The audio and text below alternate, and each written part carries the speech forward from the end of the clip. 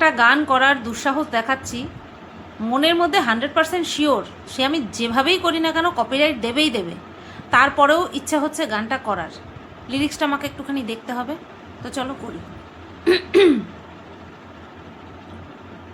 দূর পাহাড়ে উদাস মেঘের দেশে ওই গোধূলি রঙিন সোহাগ মেশে বনের মোর মরে বাতাস চুপি চুপি, বনের মোর মরে বাতাস চুপি চুপি, কি বাসি ফেলে রাখে নিঝুম সন্ধ্যায় পান্থ পাখিরা বুঝিবা পথ ভুলে যায়, কুলায় যেতে যেতে কে যেন কাকলি আমারে দিয়ে যেতে চায়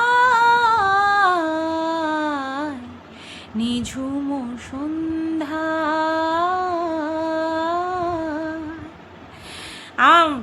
ভীষণ পরিমাণে শিওর যে কপিরাইট দিয়েই দেবে, মারাত্মক পরিমাণে শিওর কপিরাইট দেবে।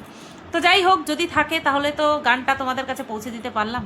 আমার খুব ভালো লাগে গানটা। এই মুভিটা দেখেছিলাম আমি, ঠাকুমা দাদু, ব্ল্যাক অ্যান্ড হোয়াইট মুভি, আমরা ঠাকুমা দাদুর ঘরে দেখেছিলাম মুভিটা। সন্ধ্যা মুখোপাধ্যায় রয়েছিলেন লিড অ্যাক্ট্রেসে। তো যাই হোক, চলো।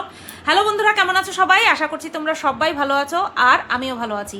গতকালকে একটাই ভিডিও গেছে, অ্যাকচুয়ালি দেখতেই পাচ্ছ চারিদিকে ছড়িয়ে ছিটিয়ে নিয়ে বসেছি, ব্যাস একটা করতে গেলে আরেকটা আউট হয়ে যাচ্ছে।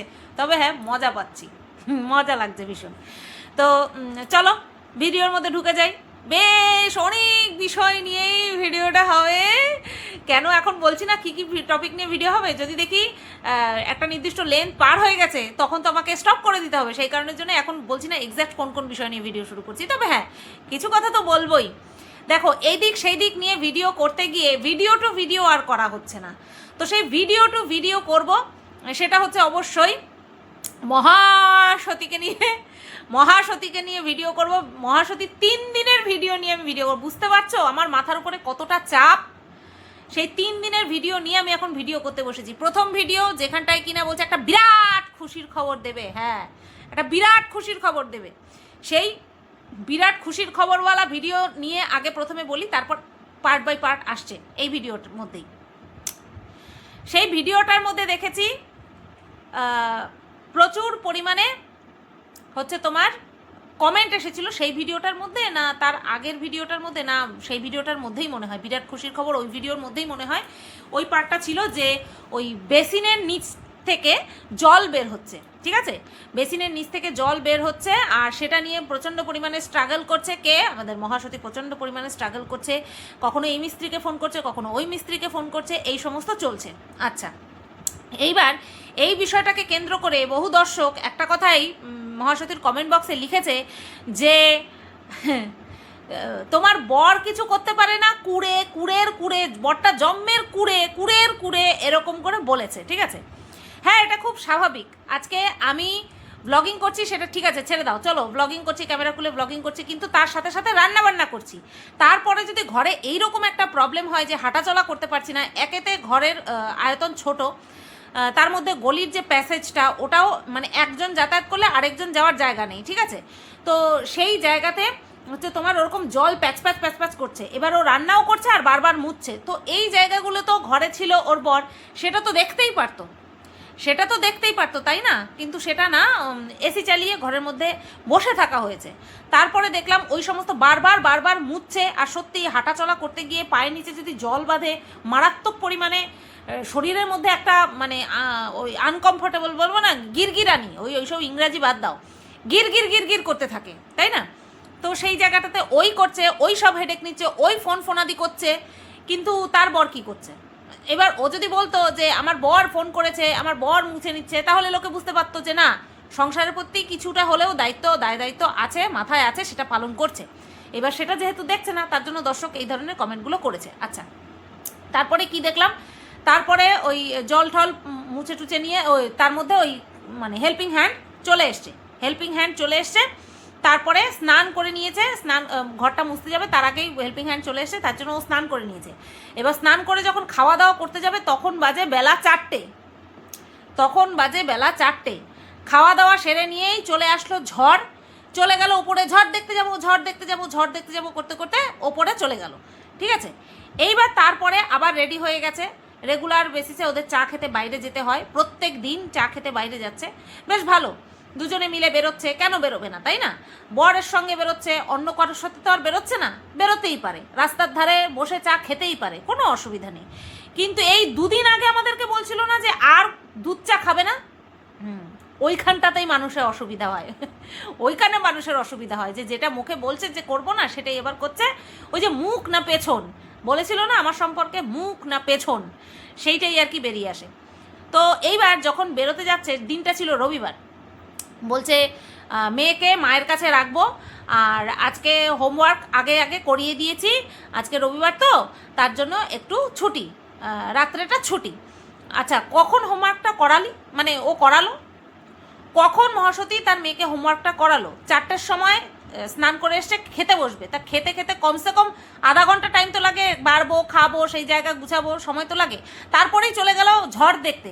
তারপরে পড়ালো তো কখন পড়ালো আর কতক্ষণ পড়ালো, কারণ তখন 6টা বাজে, তখন ও রেডি হয়ে নিয়েছে, চা খেতে যাচ্ছে, মেয়েকে মায়ের কাছে রাখবে। আবার পরের দিন যখন ভিডিওটা করেছে সেখানটায় মেয়েকে পড়তে বসিয়েছে, সেটা আমাদেরকে দেখিয়েছে। যখন পড়তে বসাবে তখন সেটা আমাদেরকে দেখাবে, আর যদি পড়তে না বসিয়ে আমাদেরকে বলে যে হ্যাঁ পড়তে বসিয়েছি, সেটা আমরা ধরে ফেলবো, টাইমের হিসাব করলে আমরা ধরে ফেলবো।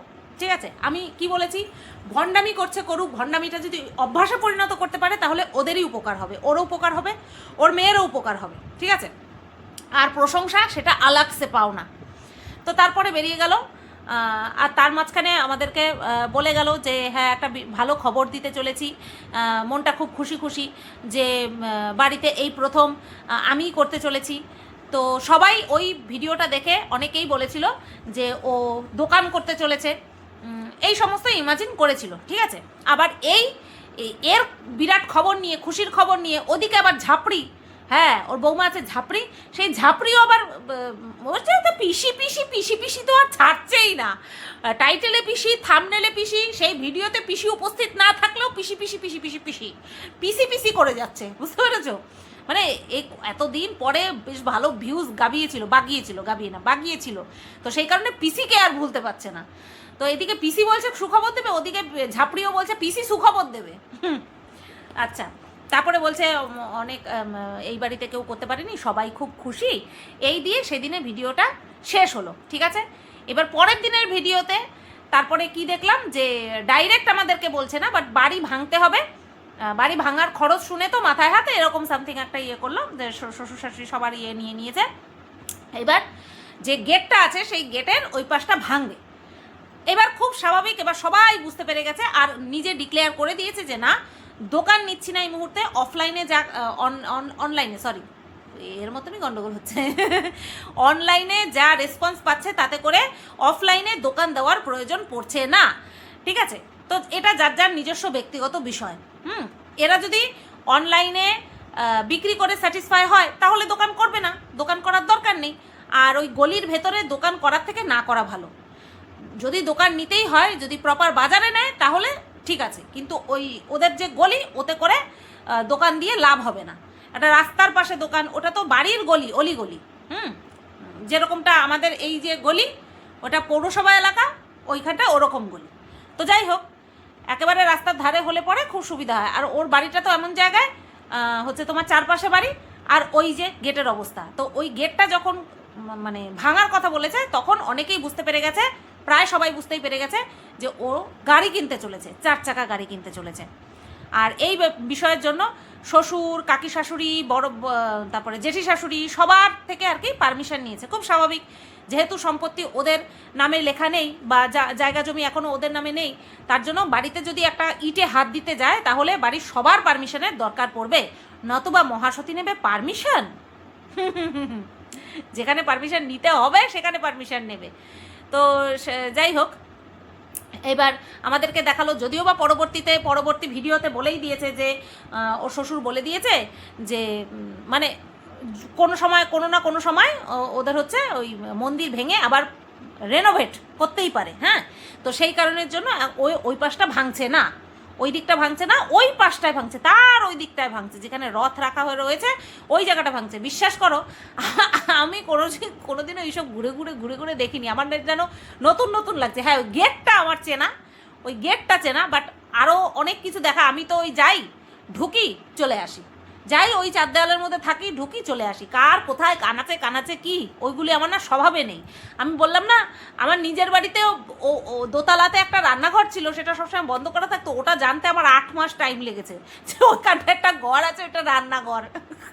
কারণ ওই ওপরে জাস্ট শোয়ার সময় যেতাম, তখন শ্বশুর শাশুড়ি নিচে ছিল, সবসময় নিচেই থাকতাম, ওপরে খুব খুঁটিনাটি আমি দেখতামই না, আমার ওইসব ভালো লাগে না।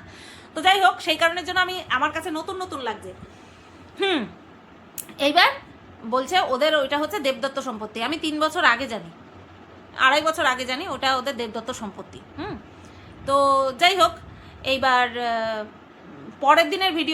তারপরের দিনের ভিডিওতে কি দেখলাম, তারপরের দিনের ভিডিওতে দেখলাম যে এরকম 6 লক্ষ টাকা লাগবে। আচ্ছা, ফার্স্ট হ্যান্ড গাড়ি নিচ্ছে, বোঝাই যাচ্ছে ফার্স্ট হ্যান্ড গাড়ি নিচ্ছে। এবার বিষয়টা হচ্ছে যে কোনোদিনও 4 চাকা পছন্দই করতো না, সে এখন 4 চাকা নিতে চলেছে।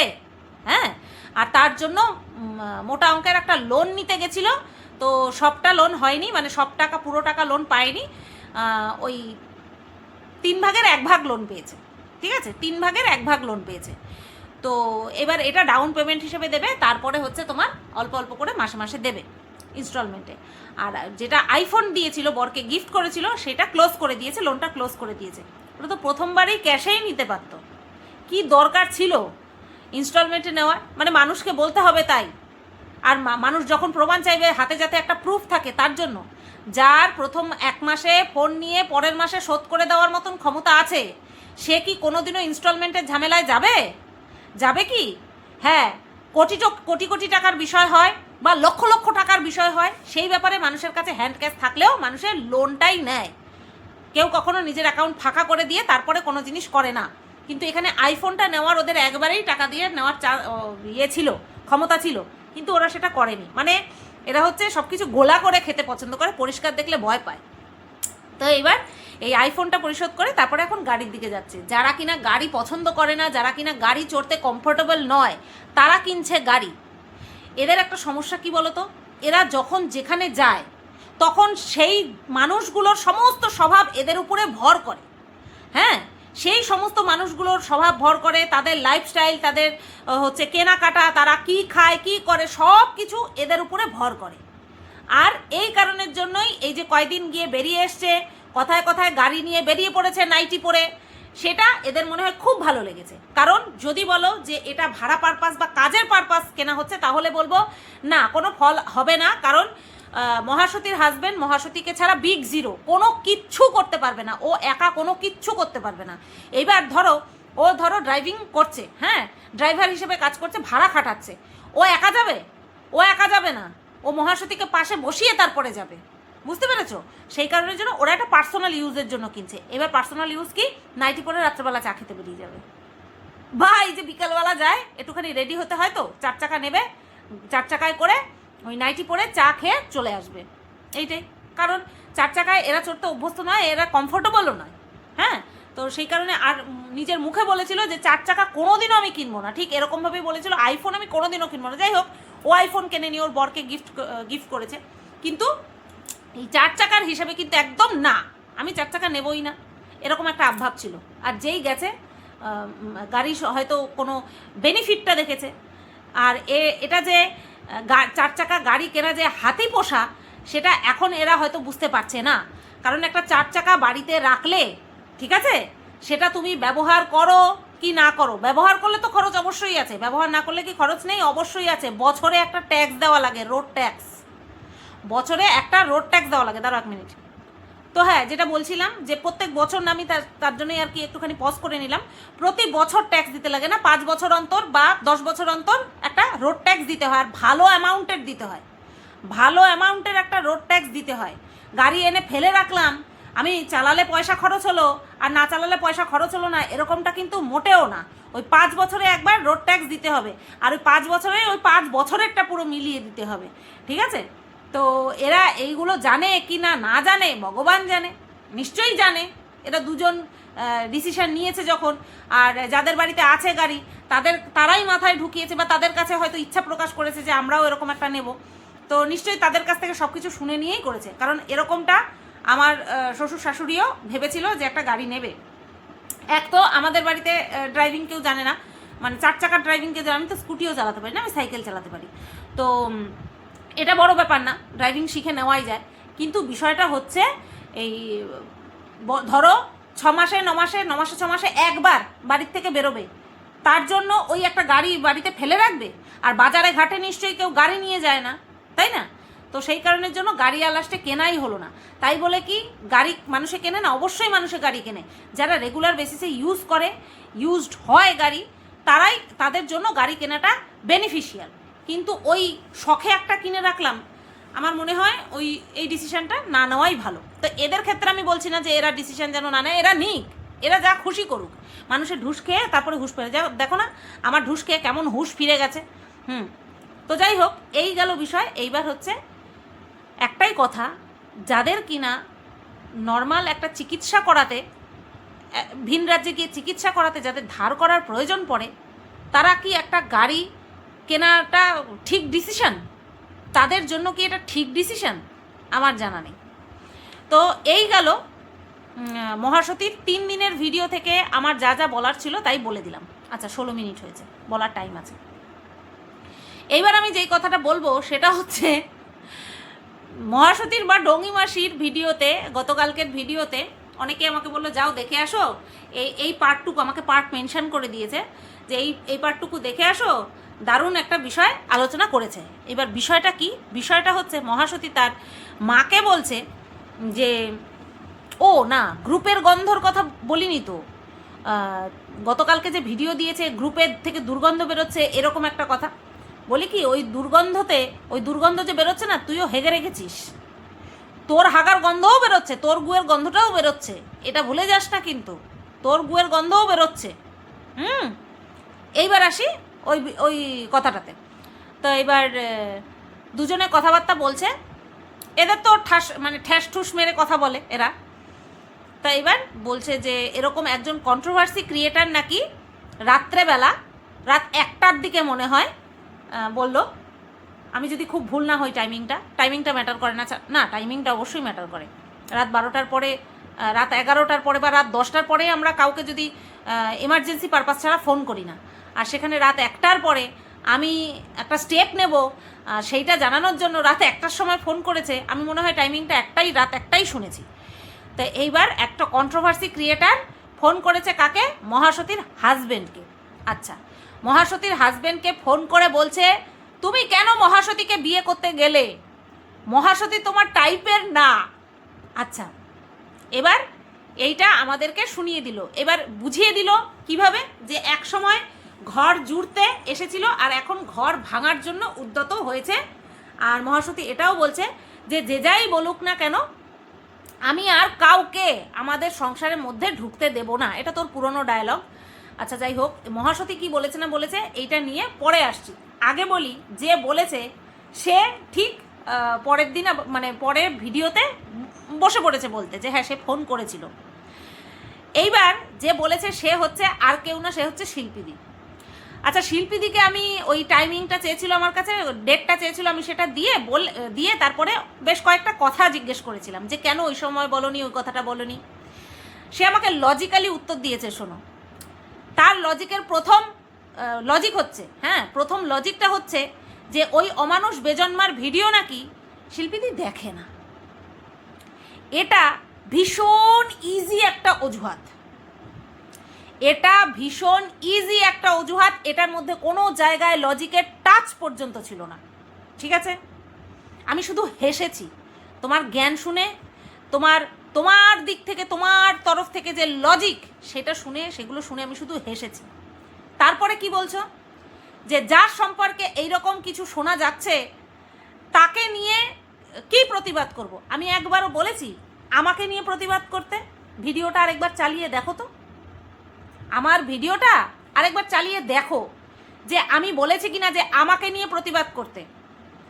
আর মন্দারমণিতে যখন গেছিলাম তখন কি এই সমস্ত ঘটনাগুলো ঘটেছিল? আমার শুধু হাসি পায়, তোমাদের শিরদাঁড়ার অতিরিক্ত জোর দেখলে না আমার জাস্ট হাসি পায়। হ্যাঁ, তুমি বলছো যে তোমার পছন্দ না, রুচিতে বাঁধে। আরে পছন্দ না রুচিতে বাঁধে এটা তো এইভাবে বলা যায় যে ছি, ও যেই ধরনের ভিডিও করে, ও যে ধরনের লাইভ করে, একটা নোংরা মানুষ। হ্যাঁ, তুমি নাম ধরেই বলো। বাদ বাকিদের সম্পর্কে যখন বলো তখন তো এইভাবে বলো, তা তার সম্পর্কে ভেবে কেন বলতে পারলে না? যাই হোক, তোমার কাছে এর জন্য মনে হয় কোনো হিডেন লজিক রয়েছে। আমার শোনা, বিশ্বাস করো, আমি একদম শুনতে চাই না। আর জীবনেও ভাববে না যে তোমাদের কারোর সাপোর্ট বা কারোর প্রতিবাদ আমার হয়ে আমি এক্সপেক্টও করি। তোমাদের কাছে আমার -0.000 এক্সপেকটেশন রয়েছে। বোঝাতে পারলাম? তাই তোমরা আমার হয়ে প্রতিবাদ করলে কি করলে না এটা আমার কাছে একদম মাইনে রাখে না। আমি বলিনি আমার হয়ে প্রতিবাদ করো। আমাকে যখন বলেছিল কেন বললে না, আমি বলিনি, তাহলে তো আমি তোমাকে প্রথমে বলতাম, তুমি কেন আমাকে বলেছিলে, এরকমটা বলতাম আমি, তাই না? তারপরে হচ্ছে আমি এটা বলেছিলাম যে তুমি যাকে ভালোবাসতে, ওই মহাসতীর হাজবেন্ড, তার সম্পর্কে জুড়ে আমাকে নোংরা কথা বলেছে। কমসে কম ওর হয়তো দুটো কথা বলতে পারতে।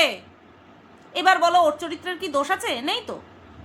মহাসতীর হাজবেন্ডের চরিত্র অর্থাৎ তোমাদের কাছে তো ছেলে কোনো মেয়ের সঙ্গে যুক্ত হয়ে যাওয়া অবৈধভাবে, আর মেয়ে কোনো ছেলের সঙ্গে যুক্ত হয়ে যাওয়া অবৈধভাবে, এটাই তোমাদের কাছে চরিত্রের ওয়ান অ্যান্ড অনলি ডেফিনেশন।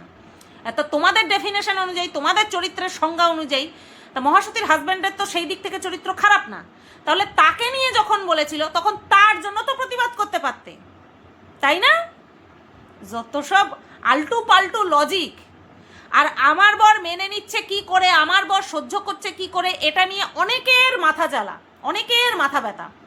তো এরকম চারিদিকে তাকালে না, অনেকের হাজব্যান্ড অনেক কিছু সহ্য করছে, সেগুলিকে নিয়ে বলার ক্ষমতা একটারও, ওই শিরদাঁড়ার এক একটা রিড থাকে না, ওই রিটের মধ্যে একটারও নেই। ঠিক আছে? যেহেতু আমি ঘুরিয়ে কাউকে উত্তর দিই না, আর এরা মানে আমি উত্তর দিলে এদের তো একেবারে হাতে চাঁদ পেয়ে যায়, ওটা আমি করি না, ওটা আমি করবও না। আর এটা ওই এই ভিডিওতে শিল্পীদিকে নিয়ে বলা, এটা আমার আশা করছি লাস্ট। হ্যাঁ, তুমি যে লজিক দিয়েছো না, উফ মাই গড টাইপের লজিক দিয়েছো। আর এটা আশাও করবে না যে আমি আশা করি তোমরা আমার হয়ে প্রতিবাদ করো। না না না না না না, তোমরা যেরকম সেফ ডিস্টেন্স মেনটেন করেছো আমার থেকে সেরকম সেফ ডিস্টেন্সে থাকো। আই লাইক ইট, আমি এটাই পছন্দ করি। ঠিক আছে? আচ্ছা, তারপরে কি, তারপরে অনেক আন্ডি অনেক কিছু বললে। হ্যাঁ, একদম না, ওই সমস্ত দিকে আমি যেতেই চাই না। আচ্ছা, তারপরে কি, হ্যাঁ, এইবার এই যে মহাসতীর হাজবেন্ডকে কে ফোন করেছিল, তাই শিল্পীদি ফোন করেছিল, সে কিন্তু বলেনি, মানে মহাসতী কিন্তু বলেনি, বলেছে একজন কন্ট্রোভার্সি ক্রিয়েটার। তাই এবার ফোন করে এটা তুমি বলেছো তুমি এটা বলেছো যে তুমি মহাসতীকে কেন বিয়ে করতে গেলে, হাউ ডেয়ার ইউ। তুমি বলার কে? হ্যাঁ, তুমি বলার কে? তুমি স্টেপ নেবে না কি নেবে তুমি বলছো যে ওরকম করেছে, তাই আমি যদি একটা স্টেপ নিই তখন বলবে যে দিদি তুমি তো আমাকে একবার জানাতে পারতে। আমি দেখতে চাই তুমি কোন স্টেপ নিবা, তুমি কি স্টেপ নিবা, আমি দেখতে চাই, কারণ ক্ষমা তো তোমার কাছে চায় নাই। এবার আমি দেখতে চাই তুমি ঠিক কোন স্টেপটা নিবা। ঠিক আছে? আচ্ছা, যাই হোক, এই স্টেপ নেবে বলতে গিয়ে তুমি এটা বললে কেন যে তুমি কেন ওরে বিয়ে করেছো, তুমি কেন বিয়ে করতে গেলে, ও তোমার টাইপের না।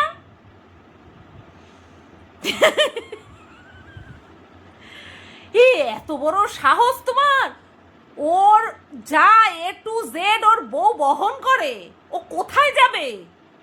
ও ওর বউকে ছেড়ে যাবে তো কোথায় যাবে? এবার অনেকেই খালি বলে কি যে বিয়ের আগে তো কিছু করতো না, বা বিয়ের পরপর তো কিছু করতো না, তখন কিসের জন্য ধরে রেখেছিল? তখন কি ভালোবাসা? না, এগুলোকে ভালোবাসা বলে না। একটা মানুষ যদি আরেকটা মানুষকে ভালোবাসে, সে কখনো কখনো সর্বসমক্ষে এসে তার চরিত্রকে নিয়ে তুলোধনা করতে পারে না, সে যতই রেগে যাক। একটা পুরুষ মানুষের আসল ভদ্রতার পরিচয় রেগে গেলে তার মুখ থেকে কি ভাষা বের হয় সর্বসমক্ষে। ঘরের ভেতরে অনেক কিছু হয় আমাদের মধ্যে, চার দেওয়ালের মধ্যে অনেক কিছু হয়, সর্বসমক্ষে সে তার বউকে বা সে তার পার্টনারকে কিভাবে ট্রিট করছে তার পরিপ্রেক্ষিতেই সেই পুরুষটার ভদ্রতার পরিচয় পাওয়া যায়। আর এখানে যে কত সুন্দর ভদ্রতার পরিচয় আমরা পেয়েছি, সেটা তো এখনও ওই প্রত্যেকের অনেকের চ্যানেলে ঘুরে বেড়াচ্ছে, বড় বড় রোস্টারদের চ্যানেলে ঘুরে বেড়াচ্ছে, তাই না? তো সেই কারণের জন্যই বলি, যার আপাদমস্তক শুধু বউ বউ আর বউ, সে খাওয়া দাওয়া বলো, রান্না বান্না বলো, সংসার ধর্ম বলো, টাকা পয়সা ইনকাম বলো, সব কিছু বউ, তাকে তুমি এই কথা বলো, তোমার সাহস মন্দ না। আর যেটা বলতে যাচ্ছিলাম যে যখন টাকা ইনকাম করতো না, তখন তো বিয়ে করেছিল, ওটাকে ওই যে বললাম ভালোবাসা বলে না, ওটাকে একটা জুনুন বলে, অবসেশন বলে, যে আমার ওকে চাই, আমি ওকে নেবই নেব। এটাকে কখনো ভালোবাসা নাম আমি দিতেই পারবো না। কেউ আমাকে ভালোবাসছে, আমার সম্পর্কে সব কিছু জানছে, যে আমি কারোর সঙ্গে নোংরামো করিনি, যেটা কিনা এখন মহাসতীর হাজব্যান্ড বলে, তবুও আমি সর্বসমক্ষে এসে বলবো যে এটা প্রথম না, এর আগেও ওই দেশের বাগানে ওই মামার বন্ধু, ওই মামার হেনা, ওই বান্ধবীর বয়ফ্রেন্ড, এদের সঙ্গে শুদ্রাবান্না অনেক সহ্য করেছি, অনেক করেছি, শুদ্রাবান্না এরকমটা কখনো বলতে পারে না, এরকমটা সে কখনো বলতে পারবে না। আমার কথা একটাই, আমি যাকে ভালোবেসে ঘর করব তার গায়ে কাদা ছুড়ব না কোনো দিন। আর এই পার্থক্যটাই রয়েছে বলে এই এতগুলো মানুষের গাত্রদহন হচ্ছে, সব এক্সেবারকার এক শিক্ষিত, নিজেদেরকে জাহির করে, এক একজন চাকরি বাকরিও করে, তারপরেও তাদের এইটুক বোঝার ক্ষমতা নেই যে সত্যিকারের ভালোবাসবে সে কখনো সোশ্যাল মিডিয়াতে এসে বউর সম্পর্কে বা বউ তার স্বামীর সম্পর্কে এসে কোনো নোংরা বাক্য প্রয়োগ করবে, বা দেখো আমি শাসন করছি, এই যে দেখো আমি শাসন করছি। তো এই গেল একটা বিষয়, যেটা বললাম যে ভালোবাসা কিচ্ছু না, এখন পুরো প্রয়োজন, পুরো প্রয়োজনে পড়ে রয়েছে একে অপরের কাছে, পরিষ্কার কথা। তা এইবার মহাসতী যে বলেছে যে আমি আমাদের মাঝখানে আর কাউকে আসতে দেব না, কথাটা সেটা নয়। কথাটা হচ্ছে, তোমার বর যদি তোমাকে সত্যিই ভালোবেসে থাকবে, তাহলে এরকম মানুষের সাথে একটা ঘন্টা কথা কি করে বলবে যে কিনা তোমাদের বিয়ে হয়েছিল কেন, বিয়ে কেন করেছিলে, সেই ধরনের কথা বলছে। এই রকম মানুষের সাথে কথা কেন বলবে? তাহলে সম্পর্ক কোথায়, বন্ডিং কোথায়, ভালোবাসা কোথায়? তুমি মুখ উঁচু করে বলছো আমাদের মধ্যে কাউকে ঢুকতে দেব না, এদিকে ঢুকে বসে 1 ঘন্টা ফোঁস করে চলে গেল। বাহ বাহ বাহ বাহ বাহ বাহ বাহ। দুজনের মধ্যে কে ঢুকতে পারে যদি তাদের মধ্যে কোনো রকম কোনো গ্যাপ না থাকে? আর তোমাদের মধ্যে তো এই গ্যাপ, চারিদিকে গ্যাপ আর গ্যাপ, চারিদিকে গ্যাপ। আমি শুনছি আর হাসছি, কি সাহস! বলে আরে তোমার আইডিয়া নেই, গাড়ি কিনছে, কার ক্ষমতায় কিনছে? বউ নিজের মুখে বলছে যে এই বংশে কারোর দ্বারা ক্ষমতায় হয়নি, কারোর ক্ষমতায় কুলায়নি ভাই, আমিই প্রথম করছি, আমার দ্বারাই হচ্ছে। সেই বউকে বলছে কেন বিয়ে করলে? এই বউকে বিয়ে না করলে জজমানগিরি করে না পেটের ভাত জোগাড় করতে হতো ওই মহাসতীর হাজব্যান্ডকে। এই বউকে যদি বিয়ে না করতো, এই ড্রামাবাজ বউকে যদি বিয়ে না করতো, ঠিক আছে? বলছে বিয়ে কেন করলে? এই মেয়েকে বিয়ে করেছে বলে 7 পুরুষের ভাগ্য। ওদের পরিবারে কে কামায়, কে কি কামায়? ওই তো শ্বশুর মশাইও যজমানগিরি করে খায়, তারপরে কাকা শ্বশুরও যজমানগিরি করে, আবার হচ্ছে ভাসুরও যজমানগিরি করে, আর ওর স্বামী ওর দৌলতে ব্যবসা করে। তাহলে এর জন্যই ওর কথায় সবাই ইচ্ছাকৃতও হ্যাঁ করে, অবশ্যই অনিচ্ছাকৃতও হ্যাঁ করে। আর সেখানে হাউ ডেয়ার ইউ, তুমি বলছো কেন বিয়ে করলে? আইফোন পেতো, ও কোনোদিনও ক্ষমতায় কুলাতো আইফোন যে ব্যবহার করবে? হ্যাঁ, এ এত দামি দামি ড্রেস পরে, এ চোখ বন্ধ করে ভাবে আমার বরটাকে কেমন লাগে, এইগুলো পারতো? ওই যে পক্ষীরাজা করে ঘুরে বেড়ায় বাইকটা, ওর ক্ষমতায় কুলাতো ওরম একটা বাইক কিনবে? যত সব। তো যাই হোক, হ্যাঁ আমার বরকে দেখো নিজের টাকায় ফোন কিনেছে, 32 না 33,000 টাকা দিয়ে ফোন কিনেছে, সংসার সামলে। হ্যাঁ 2 পয়সা ইনকাম করে, কোনো রকম কোনো নেশা ভাঙ, কোনো আউট খরচ নাই, বাজে খরচ নাই। তো যাই হোক, এই ঘুরতে যেতে চলেছি, হোটেল বুক করা কমপ্লিট। সেও নিজের জিম্মাতে করেছে। আমি বলেছিলাম আমি হোটেল খরচ দিই, তুমি খাওয়া খরচ দাও, না কিছুই নেবে না। সে পারবে? ক্ষমতায় কুলাবে? তো যাই হোক, এই কথাটা শুনে আমার যা হাসি পেয়েছে, তাই এই বিষয়টা নিয়ে না বলে পারলাম না। আরও অনেক কিছু বলার রয়েছে।